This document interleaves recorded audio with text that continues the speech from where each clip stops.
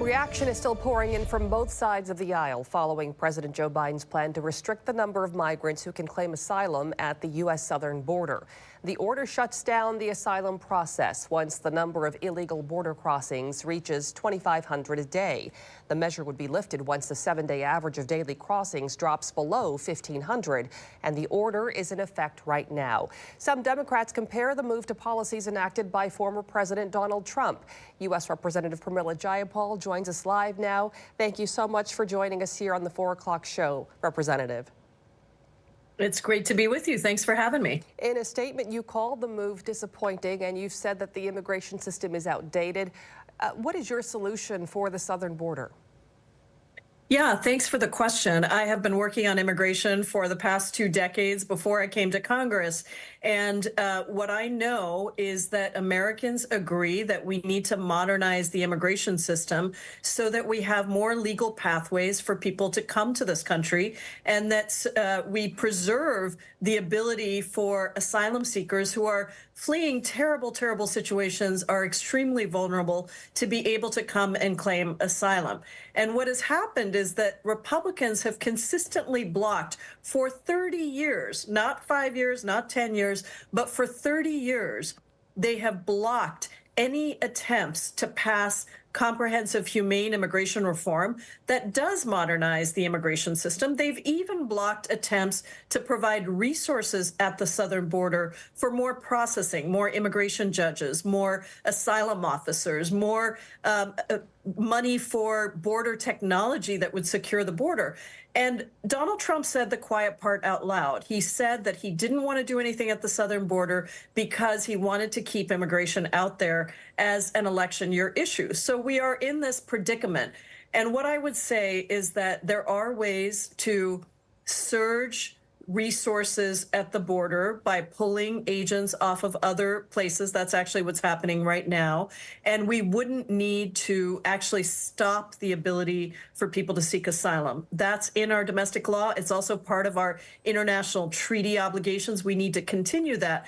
But at the end of the day, what we need is to modernize the immigration system, provide more legal pathways so that people have the ability to come in and come in legally for a whole series of things, including asylum. Representative, the work to modernize the immigration system is truly a monumental task. That's what it appears to be. The reality is localities, cities, counties, and states are already dealing with crises in their own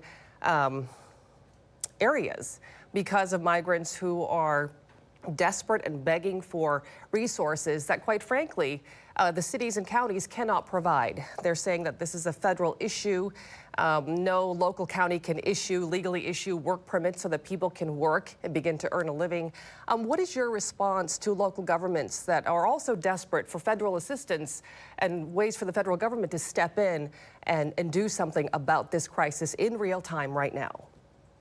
Well, yeah, once again, you know, there was a bill. It was a bipartisan bill crafted by the second most conservative Republican senator in the United States Senate. It got Democratic support, and then Republicans refused to pass it because they wanted to keep immigration out there as an election year issue. That had resources for cities and states and localities to be able to deal with the influx of migrants into our cities. We did just put some money into the appropriations bill that passed Congress. It's not nearly enough, but there is money available. And I know Washington State, for example, is applying for some of those federal dollars. But I will also say that there is a real need to have workers, and these asylum seekers are ready to work. So if Congress could even pass the ability for asylum seekers to not have to wait 6 months to be able to work, we would have the same situation that we have with the Ukrainians who came in through Uniting for Ukraine, which allows people to work immediately. These asylum seekers are ready to do that. Our economy needs that. And in fact, there was a report that came out from the Congressional Budget Office that showed that this influx of migrants has actually helped dramatically reduce our deficit because we got much more money in because people were coming across and contributing to our economy. So it's a very complicated,